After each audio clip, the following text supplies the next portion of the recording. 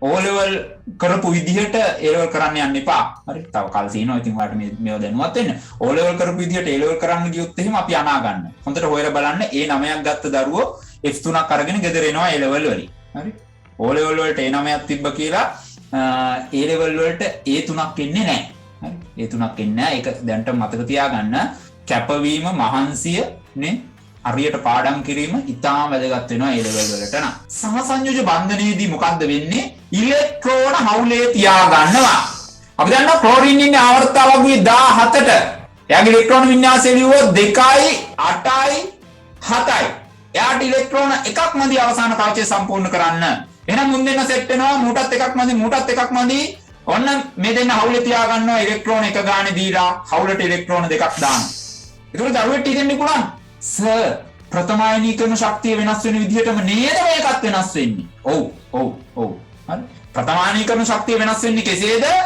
එහෙමම තමයි මේකත් වෙනස් වෙන්නේ. ඉතින් පාඩම් කරන්න ලේසි. ආවර්තයක් දිගේ වමේ සිට දකුණට යනකොට වැඩි වෙනවා මේ දෙකම.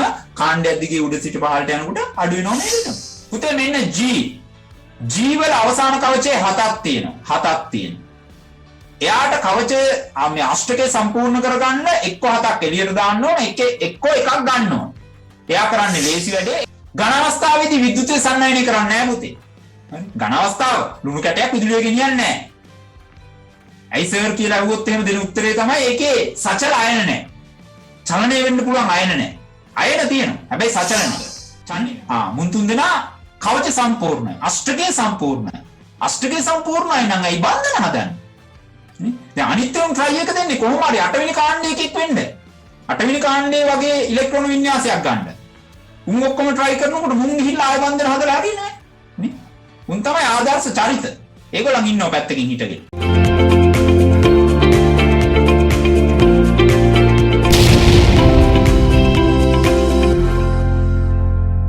මෙන්න ඊළඟ රටාව විද්‍යුත් ඍණතාවය. මොකද්ද විද්‍යුත් ඍණතාවය කියලා කියන්නේ? පුතේ මේ බලන්න විද්‍යුත් ඍණතාවය යන මූලද්‍රව්‍ය පරමාණුවක් තවත් මූලද්‍රව්‍ය පරමාණුවක් සමග සහසංයෝජ බන්ධනයකින් බැඳී ඇති විට එම බන්ධනයේ ඉලෙක්ට්‍රෝන තමා වෙතට ඇද ගැනීමේ හැකියාවයි. අපි දන්නවා බන්ධන වර්ග දෙකක් තියෙනවා. එකක් අයනික බන්ධන අනිත් එක සහසංයෝජ බන්ධන. සහසංයෝජ බන්ධනයේදී මොකද්ද වෙන්නේ? ඉලෙක්ට්‍රෝන හවුලේ තියාගන්නවා. බන්ධනයේ ඉලෙක්ට්‍රෝන හවුලේ තියාගන්නවා. ඒක තමයි සහසංයෝජ බන්ධනයේ සිද්ධ වෙන්නේ. හොඳයි. දැන් මෙන්න මම උදාහරණයක් ගත්තා. මම මේ පැරණි දේවල් නැවත මතක් කරනවා ලස්සන්ට. ඔයා හොඳින් මේවා ඉගෙන ගන්න. හොඳයි. පුතේ මෙන්න අණුවක් තියෙනවා හයිඩ්‍රජන් ක්ලෝරයිඩ්. මේ HCl අණුව. නේ? හයිඩ්‍රොක්ලෝරික් අණුව HCl අම්ලය. හරි? මේ බලන්න HCl. අපි දන්නවා හයිඩ්‍රජන් වල අවසාන කවචයේ ඉලෙක්ට්‍රෝන එකයි තියෙන්නේ. එයාට තව ඉලෙක්ට්‍රෝන එකක් මදි. අපි දන්නවා ක්ලෝරින් ඉන්නේ ආවර්තාවගුවේ 17ට. එයාගේ ඉලෙක්ට්‍රෝන වින්‍යාසය ලියුවොත් 2යි 8යි 7යි.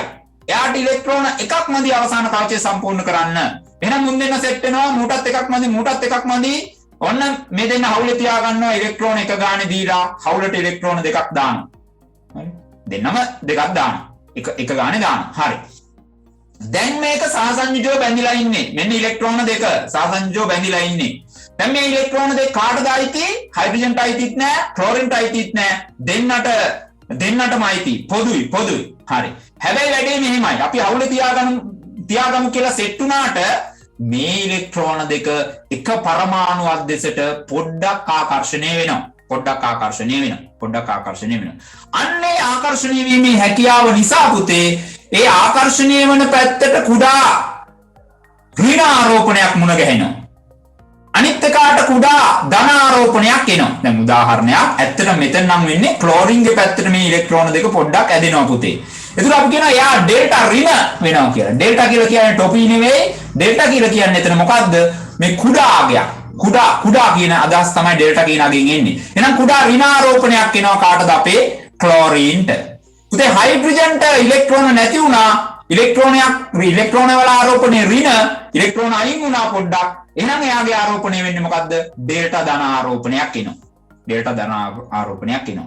එහෙනම් මේ අර ඉලෙක්ට්‍රෝන මේ බන්ධනයේදී බන්ධන ඉලෙක්ට්‍රෝන යුගල ඇද ගැනීමේ හැකියාව තමයි පුතේ විද්‍යුත් ඍණතාවය කියලා අපි කියන්නේ. මෙතන නම් ඒ විද්‍යුත් ඍණතාවය වැඩි වෙන්නේ ක්ලෝරින්ගේ තමයි විද්‍යුත් ඍණතාවය වැඩි වෙන්නේ. විද්‍යුත් ඍණතාවය මනින්න ඒකකයක් තියෙනවා.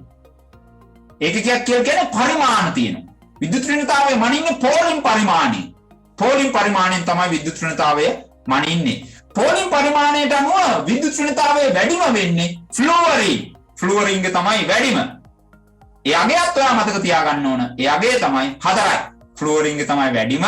ඒ අගය වෙන්නේ 4යි. ඒක තමයි විද්‍යුත් ඍණතාවය වැඩිම. එයා කාත් එක්ක හරි බන්ධනයක් ගැහුවොත් එහෙම අනිවාර්යෙන් එයා ඩෙල්ටා ඍණ වෙලා එයාගේ පැත්තට ඉලෙක්ට්‍රෝන ඇද ගන්නවා. ඉලෙක්ට්‍රෝන ඇද ගන්නවා. කුඩාවට පොඩ්ඩක් ඇද ගන්නවා. හරි. එහෙනම් ඔන්න වටපිටාව සකස් කරා ඔයාට. දැන් මම කියන්නම් මේකේ රටාව. දැන් මේකේ රටාව මම කියන්නම්. ආවර්තයක් දිගේ වමේ සිට දකුණට යනකොට මෙන්න ආවර්ත තියෙනවා. ආවර්තයක් දිගේ වමේ සිට දකුණට යනකොට පුතේ විද්‍යුත් ඍණතාවය වැඩි වෙනවා. මෙන්න මං ඉන්නවා දෙවෙනි ආවර්තය ලිතියම්ගේ විද්‍යුත් ඍණතාවය පෝලින් පරිමාණයෙන් 1ක් වෙනකොට ඔක්සිජන්ගේ 3.5ක් වෙලා ෆ්ලුවරින්ගේ 4ක් වෙලා අන්න වැඩි වෙලා ආවර්තයක් දිගේ වමේ සිට දකුණට යනකොට විද්‍යුත් ඍණතාවය වැඩි වෙනවා. කාණ්ඩයක් දිගේ ඉහළ සිට පහළට යනකොට මොකද වෙන්නේ? කාණ්ඩ මේ තියෙන කාණ්ඩ මේ හයිඩ්‍රජන් ලිතියම් සෝඩියම් පොටෑසියම් නේ ආන කාණ්ඩ පළවෙනි කාණ්ඩ ඉහළ සිට පහළට යනකොට අඩු වෙනවා. මේ 2.1යි සෝඩියම්ගේ 0.9යි පොටෑසියම්ගේ 0.8යි පෝලින් පරිමාණය. ඒකවල දරුවෙක් හිතෙන්නේ පුළුවන් සර් ප්‍රථමායනීකරණ ශක්තිය වෙනස් වෙන විදිහටම නේද මේකත් වෙනස් වෙන්නේ. ඔව්. හරි. ප්‍රථමායනීකරණ ශක්තිය වෙනස් වෙන්නේ කෙසේද? එහෙමම තමයි මේකත් වෙනස් වෙන්නේ. ඉතින් පාඩම් කරන්න ලේසි. ආවර්තයක් දිගේ වමේ සිට දකුණට යනකොට වැඩි වෙනවා මේ දෙකම. කාණ්ඩයක් දිගේ උඩ සිට පහළට යනකොට අඩු වෙනවා මේ දෙකම. හරි. එහෙනම් ඔන්න ඔය කරුණු ටික ඔළුවේ තියාගෙන අපි යනවා අපේ ප්‍රශ්නෙට. මෙන්න අපිට ප්‍රස්ථාරයක් දීලා මේකෙන් ප්‍රශ්න කරනවා. මොකද්ද කියන්නේ? පහත රූපයේ දැක්වෙන්නේ ආවර්තකයේ දෙවන හා තුන්වන ආවර්තයේ මූලද්‍රව්‍ය පරමාණු වල විද්‍යුත් ඍණතාව විචලනය වන ආකාරය දැක්වෙන ප්‍රස්ථාරය.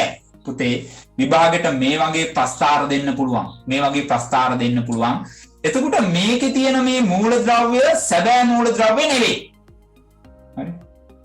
සැබෑ මූලද්‍රව්‍ය නෙවෙයි. මේ X A B C D E F G මේවා H මේවා සැබෑ මූලද්‍රව්‍ය නේ. දැන් මේ සමහර දරුවෝ හිතනවා H කියන්නේ හයිඩ්‍රජන්, C කියන්නේ කාබන් නෑ වැරදි. එහෙමව නෑ. හරි? මේ අපි දන්නේ නෑ මේ මූලද්‍රව්‍ය මොනවාද කියලා. සංකේත අපිට දීලා නෑ. අපිට ඒගොල්ලන්ගේ A B C D විදිහට දීලා තියෙනවා. අපිට පොඩි හින්ට් එකක් නම් දීලා තියෙනවා. මොකද්ද? දෙවන හා තුන්වන ආවර්තයේ මූලද්‍රව්‍ය තමයි මේ තියෙන්නේ කියලා. හරි. දෙවන හා මයික් එක ඔන් වෙලා පුතේ ඔෆ් කරන්න. දෙවන හා තුන්වෙනි ආවර්තයේ මූලද්‍රව්‍ය තමයි මේ තියෙන්නේ. හරි? මේ තියෙන්නේ. හොඳයි. දැන් යනවා ප්‍රශ්නෙට. ප්‍රශ්නෙන් මේක විසඳ ගමු. ප්‍රශ්න වලින් අපි මේක ඉගෙන ගමු. හොඳයි. මේකේ මේ ප්‍රස්ථාරයේ අක්ෂ දෙක මොකද්ද වෙලා තියෙන්නේ? විද්‍යුත් ඍණතාවය මේ පැත්තට. 4නේ උඩරිම මේ. 4 විද්‍යුත් ඍණතාවය උඩරිම 4නේ. පෝලි පරිමාණින් මේ දීලා තියෙන 4. මේ පැත්තට තියෙන පුතේ පරමාණු ක්‍රමාංකය. හරි? මෙතන දාලා නැහැ. ඕනනම් පැත්තකින් ලියන්න පුළුවන් පරමාණු ක්‍රමාංකය කියලා මෙතන. හරි? මේ 5යි 10යි පරිමාණයට අරන් තියෙන්නේ 5යි 10යි 15යි 20යි තියෙන්නේ. මේ තියෙන්නේ පරමාණු ක්‍රමාංකය. හරි. දැන් අපේ ප්‍රශ්නේ. X ඉලෙක්ට්‍රෝනික වින්‍යාසය ලියා දක්වන්න. X වල ඉලෙක්ට්‍රෝන වින්‍යාසය ලියලා දක්වන්න. හරි. දැන් කවුද X අපි දන්නේ නැහැ. අපි දන්නවනම් අපිට ලියන්න පුළුවන් X කවුද කියන එක දන්නවනම් ලියන්න පුළුවන්. කොහොමද බලන්න? S විද්‍යුත් ඍණතාවය බලන්න. බලනකොට 4යි. බලනකොට 4යි විද්‍යුත් ඍණතාවය. අපි මතක තියාගන්න ඕන විද්‍යුත් ඵලතාවයේ වැඩිම එකාගේ විද්‍යුත් ඵලතාවයේ වැඩිම එකාගේ පෝලින් පරිමාණ අගය.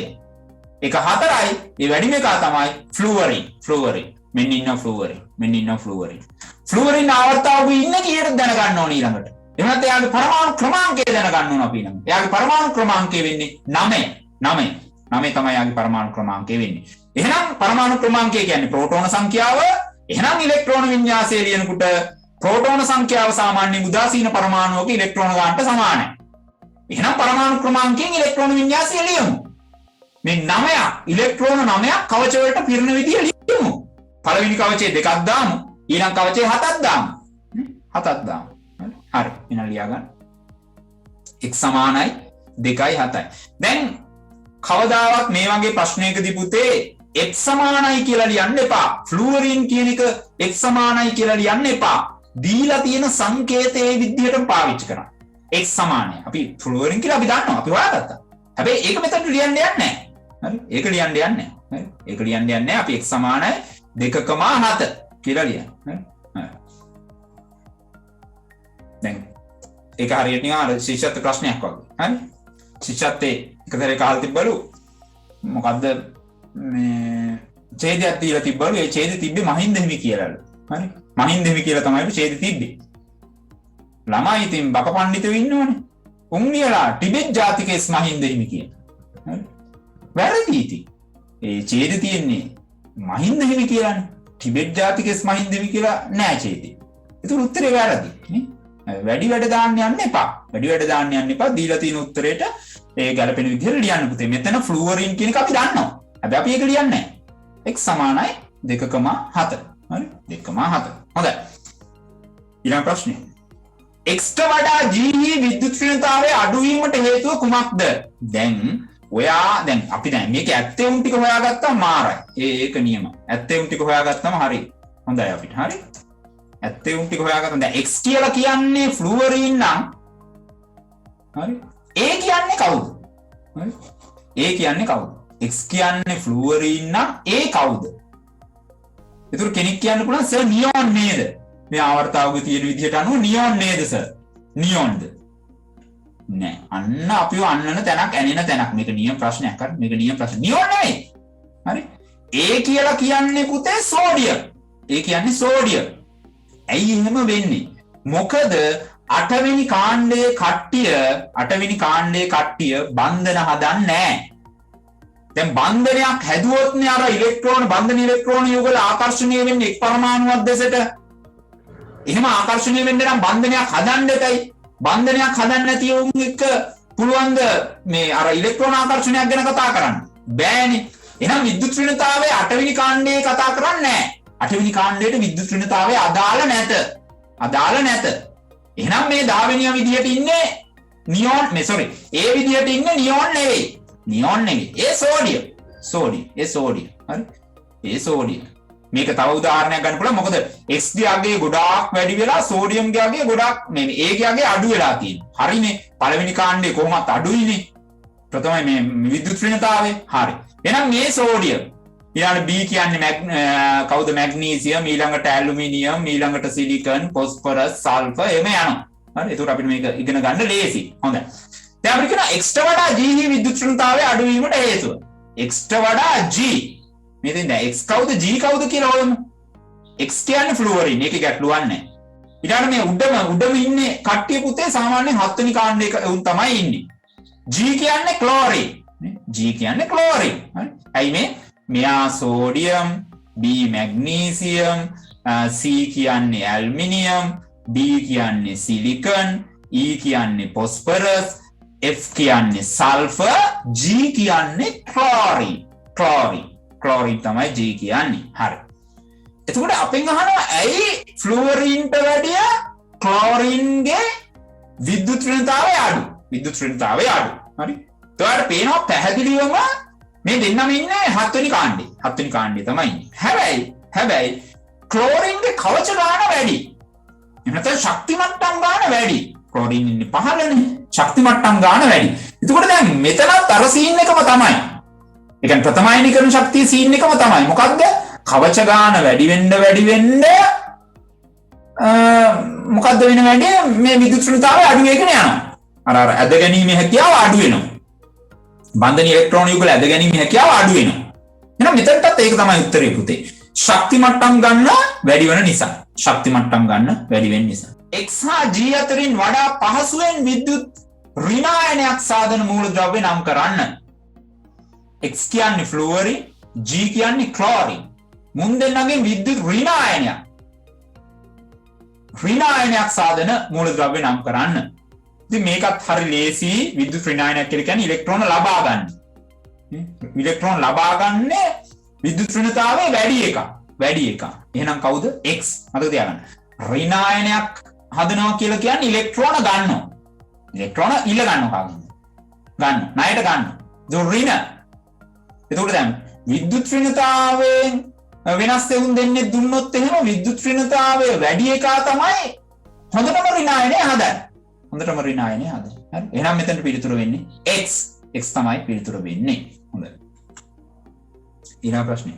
B හා G ප්‍රතික්‍රියා කර සාධන සංයෝගයේ රසායනික සූත්‍රය ලියන්න. දැන් මේ වගේ ප්‍රස්තාරයක් දීලා අහන හරි කොමන් ප්‍රශ්නයක්. හරි පොදු ප්‍රශ්නයක් මේක පුතේ. මේ සූත්‍ර ගොඩ නැගීම. හරි. පේපර් එකේ අනිවාර්යෙන් තියෙන සූත්‍ර ගොඩ නැගීම ව්‍යුහගත පේපර් එකේ. ව්‍යුහගත පේපර් එකේ තියෙන්නේ. හොඳයි. දැන් B හා G අතර ප්‍රතික්‍රියා කර සාධන සංයෝගයේ රසායනික සූත්‍රය අනුව. දැන් B හා G කියන්නේ මූලද්‍රව්‍ය දෙකක්. හරි. මූලද්‍රව්‍ය දෙකක්.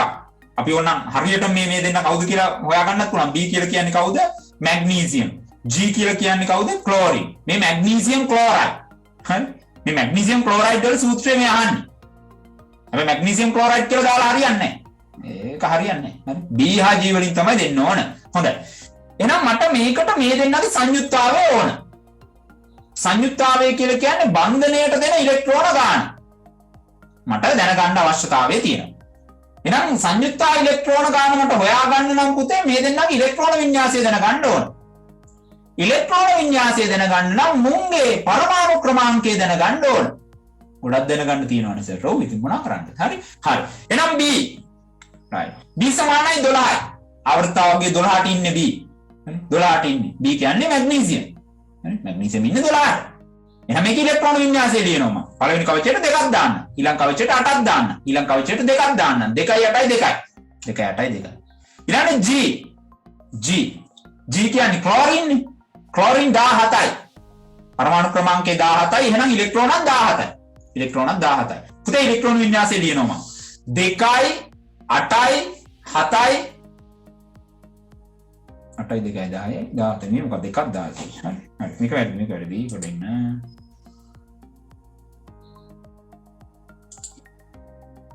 2යි 8යි 7යි. මේක නෑ. හරි. 2යි 8යි 7යි. 2යි 8යි 7යි. හරි. ඔන්න G ගේ 2යි 8යි 7යි. හරි. දැන් B ගේ දැන් අපි දැන් B හා G මෙහෙම ලියලා B ගේ සංයුක්තාවය ඒ කියන්නේ අෂ්ටකය සම්පූර්ණ කරගන්න එයා කරන ලේසි වැඩේ. දැන් මෙයාගේ අවසාන කවචයේ දෙකක් තියෙනවා. හයක් ගන්නවට වැඩිය ලේසි එකක් එළියට දෙකක් එළියට දාන එක. දෙකක් එළියට දාන එක. එහෙනම් අන්න ඒ දෙක තමයි සංයුක්තා ඉලෙක්ට්‍රෝන දෙක වෙන්නේ. එහෙනම් මෙයාගේ සංයුක්තාවය දෙකයි. මම B ට යටින් 2 කියලා ලියාගත්තා. මෙන්න B ට යටින් 2 කියලා ලියාගත්තා. පුතේ මෙන්න G වල අවසාන කවචයේ 7ක් තියෙනවා. 7ක් තියෙනවා. එයාට කවචය මේ අෂ්ටකය සම්පූර්ණ කරගන්න එක්ක 7ක් එළියට දාන්න ඕන එක්ක එකක් ගන්න ඕන. එයා කරන්නේ ලේසි වැඩේ එකක් ගන්න ඕන. ඒ තමයි සංයුක්තාවය. එහෙනම් සංයුක්තාවයේ G ගේ කීයද? 1යි. G ගේ සංයුක්තාවය වෙන්නේ 1යි. එහෙනම් B 2යි G 1යි. ඔන්නෝම සංයුක්තාවය ලියාගත්තා. හරි. දැන් මේ දෙන්නම මුදු මාරු කරන්න ඕන. මෙයාගේ සංයුක්තාවය මෙයාට දෙන්න ඕන. මෙයාගේ සංයුක්තාවය මෙයාට දෙන්න ඕන. දැන් B ගේ සංයුක්තාවය 2යි. ඒක දෙනවා G ට උපබාර ගනින් කියලා. G2M කියන. G ගේ සංයුක්තාවය 1යි. ඒක දෙනවා B ට උපබාර ගනින් කියලා. B එක බාර ගන්නවා. හැබැයි යටින් එල්ලන්නේ නැහැ. යටින් එල්ලන්නේ. එක එල්ලන්නේ නැහැ. B 1යි කියලා ලියන්නේ නැහැ. එහෙනම් පුතේ අපි ලියාගත්තොත් මෙහෙම එනවා. BG2. හරි. MgCl2 කියන එක නෙවෙයි. හරි. මේ මැග්නීසියම් ක්ලෝරයිඩ්. හරි. හැබැයි එහෙම ලියන්නේ නැහැ. මෙතන අහලා තියෙන්නේ B හා G. right. එහෙනම් මම උත්තරේ දුන්නා. BG2. හරි. මේ වගේ ප්‍රශ්නයක් විභාගයට එනවා. හරි. ලස්සනට විසඳගෙන යන්න. අමාරු නෑ කිසිම අමාරුතාවයක් නෑ. හරි. සංයුක්තාවය හොයාගන්න සංයුක්තාවය මාරු කරලා උත්තරේ දාන්න. හරි. උත්තරේ දාන්න. සරලයි. හරි. හරි. එහෙනම් උත්තරේ දාගන්න කෙලින්ම දැන් මේවා ලියන්න ඕනේ නැහැ. හරි විභාගෙට මේවා වැඩක් නැහැ. මම මේවාට පැහැදිලි කරන්න මේ දුන්නේ. හරි. ඒ වුණත් ඕනේ නැහැ. කෙලින්ම කොතන හරි හදලා BG2 කියලා දාන්න. හරි. එම සංයෝගයේ බන්ධන ස්වභාවය කුමක්ද? අපි දන්නවා බන්ධන ස්වභාව දෙකයි තියෙන්නේ. එක්කෝ අයනික එක්කෝ සහ සංයෝජ. දැන් මෙතන ඉලෙක්ට්‍රෝන පිටකිරීමක් සිද්ධ වුණා ඉලෙක්ට්‍රෝන ලබා ගැනීමක් සිද්ධ වුණා. එහෙනම් මෙතන බන්ධන වර්ගයේ අයනික බන්ධන. හරි. ඉලෙක්ට්‍රෝන පිටකිරීමෙන් හෝ ඉලෙක්ට්‍රෝන ලබා ගැනීමෙන් නැති කරගන්න බන්ධන. අයනික බන්ධන. හවුලේ තියාගත්තොත් නේ පුතේ සහසංයුජ වෙන්නේ. එහෙනම් මෙතන අයනික බන්ධන. ධන හා ඍණ ආයන අතර ඇතිවන බන්ධන. අයනික බන්ධන. හොඳයි. එම සංයෝගයේ සතු ලක්ෂණ 3ක් ලියන්න. දැන් මේ අයනික බන්ධනයකින් ගොඩ නැගෙන්නේ අයනික සංයෝග. අයනික සංයෝගවල තියෙන ලක්ෂණ 3ක් අපෙන් ප්‍රශ්න කරනවා. අයනික සංයෝගයක තියෙන ලක්ෂණ 3ක් අපෙන් ප්‍රශ්න කරනවා. මෙන්න ලක්ෂණ. ප්‍රතිවිරුද්ධ ආරෝපණ දරන අයන ඒ කියන්නේ ධන හා ඍණ අයන වලින් සමන්විතයි. ඒක අමතක වුණොත් ඒක ලියලා දාන්න. ඒක මරුනි. ධන හා අයනික බන්ධන ධන හා ඍණ අයන වලින් සමන්විතයි. හරි. කාමර උෂ්ණත්වයේදී බොහොමයක් සංයෝග ඝන ස්පටික රූපී දැනිස ආකාරයට පවතී. දැන් අයනික සංයෝග වල ලක්ෂණ ලියන්න කියපු ගමන් ලුණු කැටයක් මතක් කරගන්න. ලුණු කැටයක්. Sodium chloride. මුද්දම අයනික සංයෝගයක්. ඒතර සෝඩියම් ධන ආයනයි ක්ලෝරින් ඍණ ආයන වලින් හැදිලා තියෙන්නේ. කාමර උෂ්ණත්වයේ ඉන්නේ ඝනයක් විදියට. ඝනයක් විදියට ඉන්නේ. ස්පටික රූපී කැට විදියට ඉන්නේ. ස්පටික කියන්නේ කැට පුතේ. දැලිස ආකාරයට ඉන්නේ. දැලිස. අර ත්‍රිමාන අවකාශයේ ක්ලෝරින් ආයන හා සෝඩියම් ආයන සෙට් වෙන්නේ දැලිසක් විදියට. එක ක්ලෝරින් ආයනයක් වටේට සෝඩියම් අයන ඉන්නවා 6ක්. හරි. එක සෝඩියම් එකක් වටේට ක්ලෝරින් අයන ඉන්නවා 6ක්. හරි. අර ත්‍රිමාන දැලිස මේ ඝනකයක් වගේ මතක් කරගන්න එක. මතක් කරගන්න. හරි. එහෙනම් පුතේ ඝන ස්පටික රූපී දැලිස ආකාරයේ පවතී. ඉහළ ද්‍රවාංක හා තාපාංක ඇත. පුතේ මේ අයනික සංයෝගයක් ලුණු කැටයක් හිතන්න. හරි. රත් කරලා ද්‍රව කරන්න ලොකු උෂ්ණත්වයක් දෙන්න ඕන. ඒ තමයි ද්‍රවාංකය. එහෙම නැත්නම් ද්‍රවයක් විදියට තියෙන අයනික සංයෝගයක් වායුවක් බවට පත් කරන්න විශාල උෂ්ණත්වයක් ලබා දිය යුතු වෙනවා. පොදුවේ කියනවා ද්‍රවාංක තාපාංක ඉහළයි කියලා. ඝන අවස්ථාවේදී විද්‍යුතය සන්නායනය කරන්නේ නැහැ පුතේ. හරි. ඝන අවස්ථාව ලුණු කැටයක් විදුලිය ගෙනියන්නේ නැහැ. ඇයි සර් කියලා අහුවොත් එහෙම දෙන උත්තරේ තමයි ඒකේ සචල අයන නැහැ. චලනය වෙන්න පුළුවන් අයන නැහැ. අයන තියෙනවා. හැබැයි සචල නැහැ. චලනය වෙන්න බෑ. හරි. ජලීය ද්‍රවණ හා විලීන ද්‍රව තුලින් විදුලිය සන්නායනය කරයි. ලුණු කැටයක් වතුර දිය කරන්න අන්නේ වතුර එකේ විදුලිය ගමන් කරනවා. ලුණු කැටයක් රත් කරලා ද්‍රව කරන්න. එතකොට යාට කියන්නේ විලීන සෝඩියම් ක්ලෝරයිඩ් කියලා. ආන්න එකෙන් විදුලිය ගමන් කරනවා. ඇයි විදුලිය ගමන් කරන්නේ? ඒකේ සචල අයන තියෙන නිසා. සචල අයන තියෙන නිසා. හොඳයි. බොහෝ අයනික සංයෝග ජලයේ දිය වෙනවා. බොහොමයක් අයනික සංයෝග ලුණු ඉතාමදී ජලයේ දිය වෙනවා නේ. හොඳයි ඊළඟ ප්‍රශ්නෙට ගෙනියනවා ඔයා. X සිට H දක්වා වූ මූලද්‍රව්‍ය සාමාන්‍ය උෂ්ණත්වය යටතේ පවතින අවස්ථා පහත වගුවේ දක්වන්න. හොඳයි. සාමාන්‍ය උෂ්ණත්වය කියලා මෙතන අදහස් කරන්නේ කාමර උෂ්ණත්වය. එතන මේ ප්‍රශ්නේ ඒ විදිහට හදුනා නම් මම කැමතියි කාමර උෂ්ණත්වය යටතේ පවතින අවස්ථා. ඒ කියන්නේ කාමර උෂ්ණත්වය කියන්නේ පුතේ සෙල්සියස් අංශක 26ක් 30ක් අතර උෂ්ණත්වය. අන්න ඒ උෂ්ණත්වයේ මේගොල්ලන් ඝන විදියට ද්‍රව විදියට වායු විදියට දෙන්නේ. දැන් මුන්ගේ ඇත්ත මුණ ගන්න ඕන. ඇත්ත මුණ එළියට ගන්න ඕන. එතකොට තමයි මුන් අඳුර ගන්න පුළුවන් වෙන්නේ. හරි. දැන් මෙන්න දැන් මෙතන ඉඳන් ඔක පටන් ගන්න. ෆ්ලෝරින් ගෙන් තමයි පටන් ගන්න. එයා නම් වායු. නේ? එයා ඉන්නේ වායුවක් විදියට. නියෝන් නෑනේ. සෝඩියම් ඝන. මැග්නීසියම් ඝන. ඇල්යුමිනියම් ඝන. සිලිකන් ඝන. ෆොස්ෆරස් ඝන. සල්ෆර් ඝන. ක්ලෝරින් වායු. ක්ලෝරින් වායු. හරි. ඉතින් ඒ අනුව මේකට මේ අකුරු ගලප ගත්තා නම් හරි. ක්ලෝරින් වායු. හරි. ඊළඟට H කියලා කියන්නේ ආගන් නෙවෙයි. ආගන් නෙවෙයි පොටෑසියම්. පොටෑසියම් නේ පුතේ 8 වෙනි කාණ්ඩේ සෙට් වෙන්නේ නැහැ නේ වැඩේට විද්‍යුත් ඍණතාවයට. ඒතර K කියලා කියන්නේ පොටෑසියම්. පොටෑසියම් H කියලා කියන්නේ පොටෑසියම්. පොටෑසියම් උත් ඝන. සෝඩියම් වගේ තමයි. හරි. කොහොසර් ද්‍රව හවුන්නේ නැහැ. ඔව් ඉතින් අපි මොනා කරන්නද නේ? ද්‍රව නැහැ. හරි. එහෙනම් A B C D H X හා G ඒ කියන්නේ ෆ්ලෝරින් සහ ක්ලෝරින් වෙන්නේ Y. හරි. A හා H අතරින් වඩා සක්‍රිය මූලද්‍රව්‍ය කුමක්ද? A හා H. A කියලා කියන්නේ සෝඩියම්. දැන් මේව අඳුරගෙන ඉන්න ඕන. හරි. විභාගෙට දුන්නේ ගමන් මේ ඇත්ත මූලද්‍රව්‍ය ටික ඉස්සෙල්ලා අඳුර ගන්න. හරි. අපිට දීලා තියෙන දත්තත් එක්ක ඇත්ත මූලද්‍රව්‍ය ටික අඳුර ගන්න. හරි. ඒක පැන්සිලින් කොහෙද ලියාගත්තත් කමන්නේ. ඒක මාර ලේසි වැඩේට. හරි. දැන් අපි දන්නේ A කියලා කියන්නේ සෝඩියම්. H කියලා කියන්නේ පොටෑසියම්. දැන් අපි අහනවා මේ දෙන්නගෙන් සක්‍රිය කවුද? ඒ කියන්නේ ප්‍රතික්‍රියාශීලීත්වය වැඩි කාගේද? ප්‍රතික්‍රියාශීලීත්වය වැඩි කාගේද කියලා අපෙන් ප්‍රශ්න කරනවා. මෙන්න මේක තේරුම් ගන්න. පුතේ ප්‍රතික්‍රියාශීලීත්වය වැඩි වෙන්නේ කාණ්ඩයක් දිගේ උඩින් ඉඳලා පහළට යනකොට පහළ ඉන්නේ උන්ගේ. ඒක අදහස සෝඩියම්ට වැඩිය පොටෑසියම්ගේ ප්‍රතික්‍රියාශීලීත්වය වැඩි. හරි? මැග්නීසියම්ට වැඩිය කැල්සියම්ගේ වැඩි ප්‍රතික්‍රියාශීලීත්වය. එහෙනම් පහළ කට්ටියගේ ප්‍රතික්‍රියාශීලීත්වය වැඩි. ඒක විශේෂයෙන් මතක තියාගන්න. හොඳයි. එහෙනම් අපිට මෙතන පිළිතුර ගමු අපි H කියන්නේ පොටෑසියම්. පොටෑසියම්. ඒතර මෙයා සෝඩියම් වගේම තමයි. අර පීලියකින් කපන්න පුළුවන් බටර් කපනවා වගේ. හරි. ලෝහ, හරි. හොඳ ලෝහ ඉතින් අධික ප්‍රතික්‍රියාශීලීත්වයක් තියෙනවා. මෙයත් ගබඩා කරන්නේ සෝඩියම් වගේම තමයි පැරෆින් තෙල් වල එහෙම නැත්නම් භූමි තෙල් වගේ තෙල් වල තමයි ගබඩා කරන්නේ. සක්‍රිය කියලා කියන්නේ ප්‍රතික්‍රියාශීලීත්වය වැඩි කියන්නේ. හරි ප්‍රතික්‍රියාශීලීත්වය වැඩි කියන්නේ. හොඳයි. එහෙනම් H.